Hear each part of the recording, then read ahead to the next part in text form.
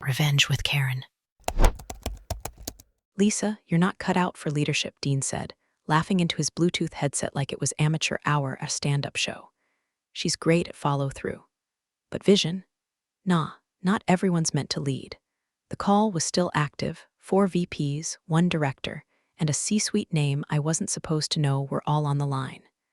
No one said a word in my defense, just the crackle of awkward silence before someone cleared their throat and pivoted to Q4 numbers like I hadn't just been publicly gut-punched. I didn't log off. I smiled at my muted webcam and let the heat in my cheeks burn itself out. Then I turned off my camera, stared at the peeling corner of the post-it I'd stuck to my monitor, "Don't let him rent space in your head," and opened a blank Excel sheet. That was the moment something snapped. Not loudly, not theatrically, quietly. Like when your favorite mug gets a hairline fracture, still holds coffee, but one day it'll split clean in two and no one will be surprised. And hey, if you're still listening by this point, do us a favor and tap subscribe and like. 95% of folks forget to, but it keeps the stories coming and gives a little karmic justice boost to our underdogs. Lisa would appreciate it. Trust me, back to the fracture.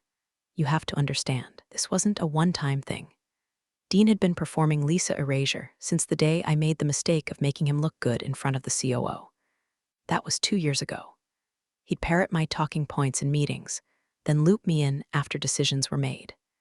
He once took a project I'd built from scratch, compliance roadmap, client onboarding process, full implementation plan, and credited it to team effort in a quarterly wrap-up email. The only team was me and my 2 a.m. heartburn. My name was never on the decks. My insights, phrased better and quoted from his mouth. My actual leadership, repackaged as strong project support. I was the cleanup crew with a smile, and I took it, because that's what you're taught, right? Keep your head down, work hard, be a team player. Promotions will come. Recognition will arrive. Spoiler, they don't. Especially not when someone like Dean figures out you're the one holding the Jenga tower together, and that if he smiles pretty and spins jargon fast, people won't notice he's pulling blocks from the bottom. By the time that call ended, I wasn't sad. I wasn't even angry. I was awake. You ever watch someone sleepwalk into traffic and think, oh hell no, that ain't gonna be me? That was me, that day, staring at that stupid blinking cursor in Excel and realizing the only person who could fix this was the one Dean just tried to humiliate. I didn't tell anyone, not even Kelly from legal, who always accidentally microwaved her salmon lunch right before our team meetings. I kept showing up, smiling, fixing the broken decks, running the numbers, catching the billing errors before clients did. My job, as always, was to make Dean look competent. Except now, I had a private folder. It was titled July Garden Club because Dean never looked at anything that didn't sound like a country club invite. Inside, email chains, document versions with timestamps, slide decks with my comments tracked in red, client feedback flagged with my initials, a map of my labor buried under his shine. I also started flagging phone calls with one of our vendors, a certain recruiter from a competitor who'd left our firm 3 years back. Met for coffee twice.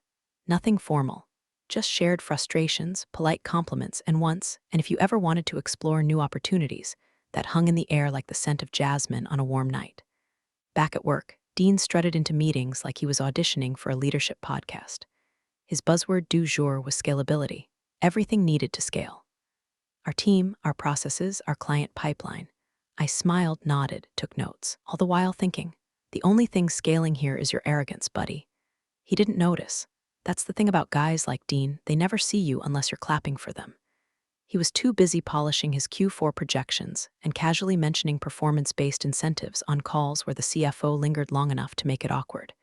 He was preparing for a big payday. And I was preparing for my exit, quietly, neatly, with every thread in place. Because the thing about being invisible for so long is, when you finally decide to stand up, no one sees the storm coming. Not until it's too damn late. 2 days after the leadership call, I walked into the break room and froze mid-reach for the coffee pot. Dean was in the corner, voice low but cocky, talking to Tyler from finance, one of those guys who wears loafers with no socks and calls every woman boss lady. $890K, man, these numbers hold, I'll clear it easy, Dean whispered, smug enough to chew the air. Client retention's up, onboarding time slashed, even compliance is looking sexy. Q4 is gonna write my ticket. I didn't move, just stood there pretending to read the side of a Splenda packet while something cold and electric slid down my spine. Sexy compliance, retention, onboarding, those were my metrics. Every number he was quoting came from projects I'd run, built, and bled for. I had the stress rashes to prove it. Tyler chuckled, nice. What'd you say your strategy was again? Dean replied, good delegation, man. I make the vision, they make it happen. That's when I knew, not suspected. Knew. He was presenting my work, my deliverables, my relationships, my process maps as his vision. And not just internally, but to the people who controlled bonus structures. I didn't confront him. Not then. Not ever. Instead, I walked calmly back to my desk, opened my Q4 metrics file, and stared at the tab labeled Client Expansion. The top 3 accounts, Arbor Solutions, Helix Core, and Jensen Biotech, were all mine. I'd handled the first negotiation, built out the onboarding playbooks, and personally managed their quarterly growth plans. The next morning, I checked our shared team drive. My name had been stripped from the final decks. On the Arbor file, Dean had inserted a fake collaboration note, presented jointly by Dean C. and Strategic Ops. No mention of me. On the Helix Core summary, he'd cut my introductory section entirely, replacing it with a slide that just read high-level strategy, vision, right arrow execution. Cute, except my initials were still buried in the metadata. Rookie mistake. On a hunch, I checked the internal client comms archive. Follow-up notes I'd sent after meetings were all intact, but Dean had forwarded them to senior leadership under his own subject headers. He'd copied the content almost verbatim, only stripping my sign-off and slapping on his. I could have screamed, I could have cried, but all I did was blink, once, twice. Then I opened a new document in the July Garden Club folder and titled it Q4 Attribution Tampering. I wasn't angry anymore. I was cold, not the kind of cold that breaks things, the kind that preserves them, numb and focused like a surgeon before the first cut. I added screenshots of the original files, the altered versions, and the timestamps that showed my edit history. I started tracking forwarded emails with rewritten headers. Every time Dean presented at the Monday roundup, I noted which metrics he quoted and cross-referenced them with the original datasets I'd created. It wasn't petty. It was preservation. It was theft, plain and simple. Dean wasn't just stepping over me for a raise. He was rewriting my career like a plagiarist with an MBA. The stakes were no longer about credit or visibility. They were about reputation, about ownership, about making sure, when this house of lies collapsed, I had the blueprints to prove who built it. I reached out to one of my old contacts from Arbor Solutions, Debbie, the client lead. Hadn't spoken since their contract renewal, but I played it casual. Just wanted to check in, how's the implementation working out? She replied within 5 minutes, smooth as butter, still using your email templates for their weekly updates. Dean mentioned you've been promoted? Promoted. Right. He was already spinning a narrative, probably positioning me as some grateful subordinate he'd mentored into obscurity. I stared at her message, smiled thinly, and typed back, Debbie, that means a lot. Then I saved the email. Folder, July Garden Club subfolder, external validation file, client attribution arbor. This wasn't a snub anymore. It was a hostile takeover of my work, my value, my name. But Dean forgot one thing: you can steal credit, but you can't fake impact, not when the numbers have fingerprints. And mine were all over them. The coffee shop was just far enough from downtown to feel like neutral ground, one of those hipster places with Edison bulbs and distressed brick walls that made you feel like you were sipping espresso inside a curated Pinterest board. I chose the table in the back corner, eyes on the door, back to the wall. Old habit from dealing with sales reps who love sneak attacks. Jared walked in 5 minutes late, smelling like cedarwood and ambition. He was a recruiter for Keystone and Locke, one of our fiercest competitors. Met once before a client summit where he dropped a line about looking out for rising stars. Back then, I'd smiled politely and walked away. Today, I waved him over. Lisa, he said, grinning like we were college buddies. I've been hearing your name more and more lately, from clients. I raised an eyebrow. Funny. My own manager seems to think I'm invisible. Jared leaned in, lowered his voice. That's exactly why we should talk. No resume, no pitch. Straight into it.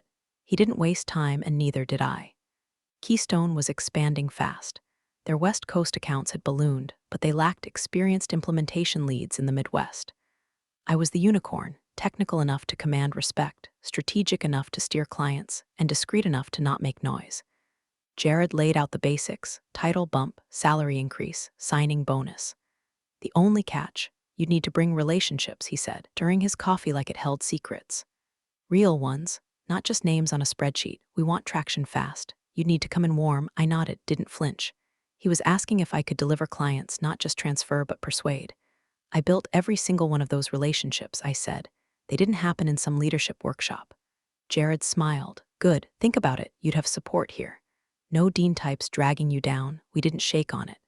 Not yet. But as I walked out, the wind biting harder than I expected, I already knew what I'd do. Back home that night, I opened my laptop and created a new spreadsheet, one I wouldn't upload to any cloud, wouldn't save on the company drive. This one stayed local, personal. The title read, Exit Asset Client Loyalty Matrix, first column, client name, second column, deal volume, last 12 months, third column, primary contact, fourth column, relationship strength, 110, fifth column, transfer likelihood, low/medium/high. I started with Arbor Solutions. Debbie would follow me to a submarine if I asked nicely. High volume, high loyalty, high transfer potential.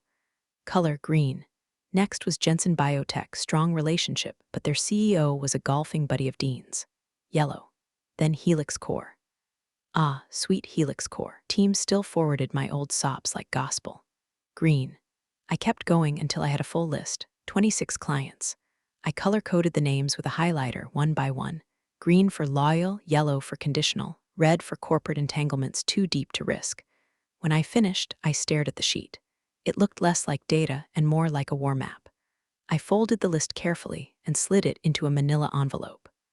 On the front, I scrawled 3 words in Sharpie: Exit Asset Confidential. Then I placed it in my fireproof lockbox, right next to my birth certificate and the deed to my mother's house. Because make no mistake, this list was more valuable than either. It wasn't a resignation yet, it was leverage. I didn't fantasize about revenge. I wasn't planning a dramatic walkout, no screw you speech. That's the stuff of bad movies. No, what I wanted was cleaner. Sharper. I wanted the moment where Dean sat in his glass office, staring at an empty chair across the conference table, realizing too late that the engine was gone. The relationships? Gone. The performance metrics? Gone. The quiet fixer who made him look like a visionary? Gone. And all without a single slammed door. That night, I slept better than I had in months, because I wasn't reacting anymore. I was preparing, and walked into the Monday meeting like he'd just been knighted by the queen of corporate bullshit. Hair slicked, teeth bared, ego inflated to full capacity. He slapped a stack of folders on the conference table like he was unveiling the 10 Commandments. Lisa, he said, stretching my name like chewing gum. Last-minute client pivot on the Jensen rollout. They need a new implementation framework by Wednesday. You good with that? I glanced at the stack. Easily 20 hours of work, at least. Of course, I said, smiling like a porcelain doll. Happy to handle it. He nodded, smug. Let's see if you can manage this one without falling apart. No one laughed, but no one pushed back either. Just the usual polite keyboard clacks and studied silence. One of the junior analysts looked at me with something like sympathy. I didn't return it. Sympathy is what people offer right before they abandon ship. After the meeting, headed straight for the copy room. Not to make copies, just to scream internally for 30 seconds while the printer hummed like a disinterested therapist. That's when Clara found me. Clara from Data Ops, too smart to suck up, too quiet to get noticed. Hey, she said, looking over her shoulder. Be careful, I blinked. With what? She stepped closer. He's teeing you up. The extra workload, the vague team concern he mentioned last week. It's a setup. Soft layoff. Probably. How do you know? She shrugged. Because he did it to Marcus. Same pattern. Overwhelm, isolate, document performance concerns. By the time HR gets involved, it's already framed. I nodded slowly. Thanks. Also, she added, eyes sharp, he was in finance last week asking about compensation protocols. He's trying to get a headcount reduction bonus. Of course he was. I smiled. Appreciate it, Clara. She slipped out like a ghost. I stood there staring at the copier tray, letting the weight of it settle.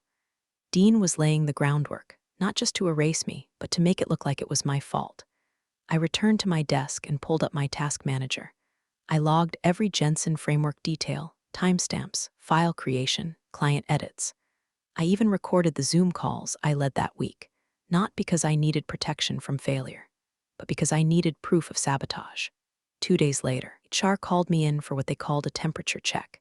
Jill from HR was trying her best to look non-threatening in a cardigan that screamed, "I don't want to be here either." She smiled with all her teeth and none of her eyes. "Lisa, we just wanted to touch base." Dean's raised a few concerns about deliverable delays and some feedback about team dynamics. I tilted my head. "From which team members?" She coughed. "Well, it's more of a general pattern, really. Could you be more specific?" I asked, genuinely curious. "Because I've hit every deadline, handled 3 rollout solo, and received direct thank you emails from Arbor and Helix Core this month." Jill shifted. "It's not disciplinary, just observational. I see, and I did. I saw everything now, the gloating, the fake concern, the vague HR flags. This wasn't about performance. It was about control, about pushing me out before I could push back. I left that meeting. I didn't cry in the bathroom. I didn't rant to friends over wine. I didn't rage quit on Slack. I booked a meeting with an employment attorney. Her name was Vanessa Price, and she came recommended by a quietly bitter ex-employee from our sister firm who'd walked away with a golden handshake and a 6-month NDA gag. Vanessa listened carefully while I laid it all out. Dean's theft of credit, the manipulated project decks, the scrubbing of my name, the soft layoff maneuver. She nodded once and said, "Build your file, date everything. Keep doing your job better than they expect, but document everything they don't." Then she smiled. "They're preparing for your funeral, but you're writing the autopsy." I left her office feeling oddly weightless. Not happy, not vindicated, just ready, because I knew what Dean didn't. You don't corner someone who builds the damn maze. Dean strutted through the office like a man who'd just solved capitalism. His suit was a little sharper, his laugh a little louder, and for the first time in 6 months, he treated the coffee machine like a confessional booth. Loud enough for everyone to hear, but just casual enough to pretend he wasn't bragging. "Just goes to show," he told no one and everyone, "leadership's about vision, not paperwork. You hire the right people, get out of their way, and collect the results." Simple. I was standing 15 feet away, dropping a carefully labeled binder into the file room return bin. If I clenched my jaw any tighter, I could have cracked a tooth. The bonus had cleared $890,000, nearly $1 million for 6 months of PowerPoint theft and inflated deliverables, most of which had my fingerprints all over them. And yet, there he was, reaping the rewards like a proud harvest mule. It wasn't rage that hit me, not even jealousy. It was something colder, cleaner, like watching a house catch fire when you already sold the land underneath it. Because what Dean didn't know, what no one in that building knew, was that my offer letter had arrived that morning. Keystone and Locke wanted me, badly. The recruiter, Jared, had followed up with a final number that made my eyebrows lift and my pulse slow. A salary bump, profit-sharing potential, and most importantly, $40K signing bonus contingent on 2 things: a clean resignation, a warm introduction to the clients I still had juice with. They didn't want a show. They wanted proof of influence. I sent back a 2-sentence acceptance. Then I did what I always did. I got to work. That afternoon, I scheduled a week's worth of client check-ins. Just touch points, nothing suspicious. I confirmed implementation milestones, slipped in casual compliments about how smoothly transitions would be under any future model, and sent thank you notes. Friendly, polished, airtight. Next, I returned to my July Garden Club folder, now fat with documentation, annotated screenshots, timelines, call logs, and backup folders. I printed 1 file, the cleaned-up client matrix. I printed 1 letter, my resignation. Plain white paper. No flourishes, no righteous quotes. Just my name. My departure date, 2 weeks out per policy, and a single sentence thanking the company for the opportunity. Then I placed both, along with a labeled packet of key project documentation, into a navy blue folder and tucked it under my arm like a church pamphlet. I didn't leave it on Dean's desk. I left it with HR, because unlike Dean, I didn't need a stage. I walked past his office on the way out. He was on another call, probably bragging about scalability or synergy or whatever buzzword vomit he'd swallowed that day. I didn't stop, didn't wave, didn't make eye contact. I walked out of that building like it was any other day. But it wasn't. It was the last day Dean would walk through that office believing he was untouchable. Because in that folder was everything he didn't account for, the names of clients who trusted me, the timeline of projects I delivered, documentation showing exactly where my fingerprints ended and his didn't begin, all wrapped in polite professionalism. No fireworks, no raised voices, just facts, clean, cold, curated, Later that night, I poured a glass of wine, opened my laptop, and watched the final confirmation email land in my inbox. Welcome to Keystone and Lock. Start date, 2 weeks from today. My fingers hovered for a second before I typed out one more message. Not to Dean, not to HR. To 3 of my closest client contacts, green on the loyalty matrix. Hi, just wanted you to hear it from me. I've accepted an opportunity elsewhere and will be transitioning over the next 2 weeks. I'm grateful for the work we've done together. I'll be in touch with next steps soon. First one send. Second one send. Third send. Then I closed the laptop, leaned back, and let the silence settle. It didn't feel like an ending. Felt like pulling the pin from a grenade and gently placing it back in the box Dean kept calling Vision. Dean found the envelope on his desk Tuesday morning, wedged neatly between his overpriced desk cactus and a half-drunk bottle of smart water he'd been refilling with tap for weeks. He barely looked at the name. Lisa's handwriting was too neat, too careful, too beneath him. He slid a finger under the flap, pulled out the papers, gave a dismissive snort when the word resignation greeted him in 12-point calibri. Finally, he muttered, tossing the letter aside like it was an old receipt. Guess she wasn't cut out for the pressure. Then he noticed the second item in the folder. It was a list, not a dramatic farewell note, not some last-ditch email scorched with passive aggression. A list, titled simply, Client Transition Summary, Lisa R. The top page alone had 8 names, major clients, tier accounts, and some fringe renewals. But this wasn't just a handoff. Each name was followed by detailed annotations. Last project milestone completed, primary contacts loyalty index, color-coded, probability of client transfer within 90 days, notes from last calls and implementation strategy summaries, deal volumes, trailing 12 months, expansion potential. Low/medium/high, Dean furrowed his brow. Paper rustled louder with each page he turned. Green highlights for Arbor Solutions, yellow for Jensen Biotech, red for that one volatile pharma client he tried to schmooze and who still referred to him as the guy with the weak handshake. Every note was laser-sharp. No fluff, no wasted space. It was the kind of document you build if you've already left, but you want the building to burn in your silhouette. He stopped flipping when he got to Helix Core. Client SOPs still follow Lisa's original template. Contact Debbie expects weekly cadence. Any change will trigger internal escalation. His smile cracked just slightly. Then came the real thunder. CFO Daniel Marston strolled in without knocking, holding a tablet in one hand and a protein shake in the other. He was halfway through a joke when he caught sight of the document in Dean's hands. What's that? Her exit paperwork. Dean smirked. Yeah, finally got sick of the pace, I guess. Marston set the shake down and reached for the packet. Dean hesitated a beat too long before handing it over. The CFO scanned the first 2 pages, then again, then slower. Wait, he said, voice flattening. These deals weren't yours. Dean shifted in his seat. What, these? The ones listed here. Arbor, Helix Core, Jensen, these were credited on your Q4 review. Right? Dean said quickly, team efforts. You know how it goes. Marston looked up. No, I don't. Because these annotations don't look like passive support. They look like project ownership. Dean chuckled, too loud. Look, she's just trying to stir the pot on the way out. You know how some folks get when they feel underappreciated. The CFO didn't smile. He tapped his tablet, pulling up the Q4 bonus justification report. Let's match this up. Office went quiet except for the soft clicking of touchscreen navigation and the rhythmic thud of Dean's heel tapping under the desk. Line by line, name by name, the data started peeling. Marston frowned. These revenue numbers, did you document who initiated the Arbor expansion? Dean shrugged. It came from my pipeline. No. According to this, the first contact was 6 months before that. Her notes, her email chain, her calendar invite. Dean tried to interrupt. The CFO held up a finger. In Helix Core, Lisa ran the whole post-acquisition transition.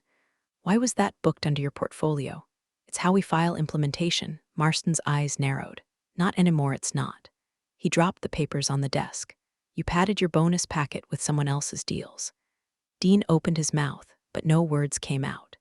Just a tiny gulp of air and whatever smug residue he'd been chewing on for weeks. Silence was broken only by the hum of the HVAC and the buzz of fluorescent lights.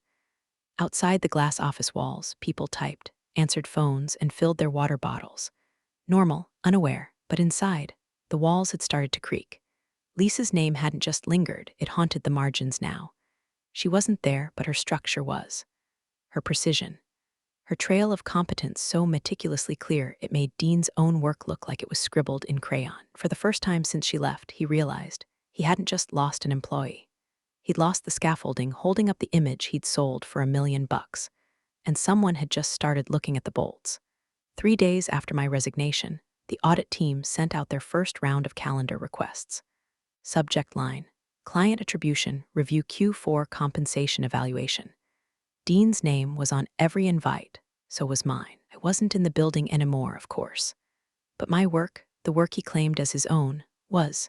In every folder, every client update, every Slack thread he had repurposed for senior leadership. What he didn't know was that I'd blind copied our compliance officer on one final email before I left.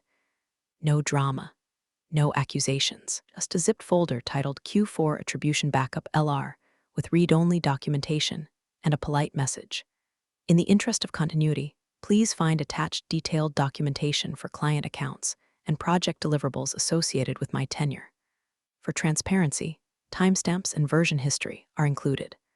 I sent it at 6:43 a.m. on my last day. Quietly. Before HR even had a chance to forward my goodbye template. Now it was center stage. The audit team moved fast, too fast for Dean to catch his footing. Word spread in half-hushed whispers. Lisa's file was airtight, chronological, cross-referenced. Even included voice memos from client calls where I was the only person from our side in the room. By Friday, I got a call from Jared, the recruiter at Keystone and Locke. "Hey," he said, laughing into the receiver, "you won't believe what just hit our inbox." Try me, in spinning a narrative that you were. And I quote, "Support staff with no measurable impact." I laughed, loud and full. "Seriously? Dead serious," Jared said. "You want us to forward the thank you letters from your clients?" Arbor's VP literally wrote a handwritten note about how you rescued their compliance timeline. "I've got those already," I said, in triplicate. There was a pause. Then Jared chuckled. "You're good, Lisa, real good." But I wasn't smiling when I hung up. I was watching, from a distance, from safety, from the office window of my new job, where I was already drafting onboarding blueprints for 2 clients Dean used to brag about at networking events. One had emailed me personally, "Heard you landed somewhere better. Let us know if you're taking new partners." Meanwhile, back in my old office, the paint was starting to peel. Dean's bonus, once a locked-in number he'd practically tattooed on his forehead, was now under formal review. Finance flagged discrepancies. Legal flagged exposure. Compliance flagged procedural gaps. He still walked the halls with his signature smirk, but it had started to curdle. A little too forced. A little too plastic. The kind of smile someone wears when they've realized the ground beneath them might be quicksand. Reports say he snapped during a team sync, slamming his fist on the table when someone asked who was handling the Helix Core backlogs now that Lisa was gone. "There's no backlog," he barked. Except there was, and I wasn't there to fix it. The cracks kept spreading. Jill from HR, the same one who'd pulled me into that temperature check a few weeks ago, was now being looped into legal reviews. Tyler from Finance, he of the no-sock loafers, was asked to recreate the timeline for Q4 billing. Most of his figures traced back to files with my initials. And the audit team? They were just getting started. I didn't gloat. I didn't text anyone "I told you so." I didn't even update my LinkedIn profile. There was no need. Because I had done what most people never do, I had made the invisible visible. Quietly, methodically, without begging to be seen. Dean once told me leadership was about vision, not paperwork. Turns out it's both. Mine had teeth. It happened on a Tuesday, mid-morning, mid-quarter, mid-lie. The CFO, Daniel Marston, kicked open the door to the 17th floor executive conference room like he was storming Omaha Beach. HR was already there, legal too. Nobody had coffee. That alone was a red flag. He didn't sit. He didn't greet. He just slapped a thick folder on the table and said, "Why were these deals attributed to Dean if they were initiated, negotiated, closed under Lisa's name?" Silence, then stammering. Then one of the HR directors attempted a soft pivot. "We were under the impression that Dean was supervising." Daniel cut her off. "Supervising? Then explain this." He flipped open the folder to reveal a printed email chain. "This is a signed client scope from Arbor Solutions. It's timestamped, logged from Lisa's email, with direct approval from their VP. Dean wasn't even CC'd. Another page flipped. There's Helix Core. Lisa created the onboarding strategy. Every deliverable maps back to her ticket history in Jira. Dean retroactively changed ownership tags in the file history a week before he submitted his bonus packet. He let that hang in the air like smoke from a grease fire. Legal cleared her throat. If the system logs confirm manual alteration of attribution data, we have a material misrepresentation issue. Possibly more. Daniel nodded once. I want the internal auditor's full report on my desk by end of day. I've already seen a draft, legal added quietly. It recommends voluntary disclosure to the state regulator. And the SEC, the room shrank. Even the HVAC seemed to pause. Across the table, Jill from HR asked the question out loud no one wanted to ask. What does that mean for Dean? Daniel didn't blink. He's done. Pull him from all active accounts. Immediately. Suspend his access to comp systems. I want a meeting scheduled with Risk by noon. That's when the rumors started to bleed down the elevator shafts and into the cubicle trenches. Dean's access to Salesforce revoked. Client leads he used to bark orders at redirected to temporary managers. The morning stand-up that Dean usually ran canceled. By lunch, half the floor was whispering. The other half was pretending not to be refreshing Slack threads. Someone swore they saw Dean in a glass-walled meeting room arguing with HR, red-faced and pacing, hands slicing the air like he was cutting rope. He didn't come back to his desk after that. No one asked questions out loud. Not yet. But it didn't stop the messages from pinging quietly across back channels. You hear about Dean? Is it true Lisa had proof? What if the board finds out? They would. Because now the machine was moving on its own. Hadn't pushed the boulder down the hill. I had just placed it gently on the edge and walked away. What came next was gravity.